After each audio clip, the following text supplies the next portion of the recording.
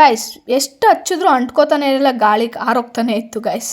Hello guys, welcome back to my channel and day 14 of my 21 days challenge guys. ಬೆಳಗ್ಗೆನೇ ಎದ್ದು ರೆಡಿಯಾಗಿ fresh up ಆಗಿ ನಾನು ದೇವಸ್ಥಾನಕ್ಕೆ ಕಡೆ ಬಂದೆ.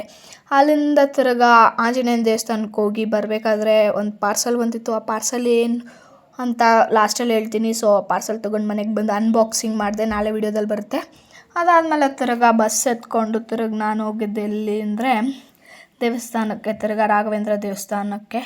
ಅಮ್ಮ ಹೋಗ್ಬಿಟ್ಟು ಬರೋಣ ಅಂದರು. ಸೊ ಅಲ್ಲೋಗಿ ಅಲ್ಲಿಂದ ಬರಬೇಕಾದ್ರೆ ಇವ್ರು ನೋಡಿ ಗೈಸ್, ನಾನು ಆಲ್ರೆಡಿ ಬಂದುಬಿಟ್ಟೆ, ಇವಾಗ ಬರ್ತಾವ್ರೆ.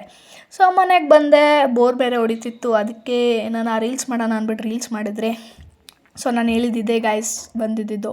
ಸೊ ಅದಾದಮೇಲೆ ವೀಡಿಯೋ ಮಾಡೋದಕ್ಕೆ ಸ್ಲಿಪ್ಪರ್ಸ್ ಎಲ್ಲ ಸೈಡಿಗೆ ಬಿಡ್ತಿದ್ದೆ. ಅದಾದಮೇಲೆ ಹಾಲು ತೊಗೊಬರೋಕ್ಕೆ ಹೇಳಿದ್ರು. ಹಾಗೆ ಬರ್ತಾ ಒಂದು ಕೇಕ್ ತೊಗೊಂಬಂದಿದ್ದೆ ಗಾಯ್ಸ್.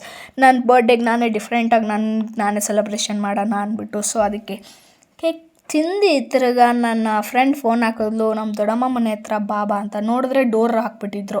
ಅದಾದಮೇಲೆ ತೆಗೆದ್ರು ಗಾಯ್ಸ್, ಈ ಥರ ಅರೇಂಜ್ಮೆಂಟ್ ಮಾಡಿದರು ಗಾಯ್ಸ್. Thank you guys.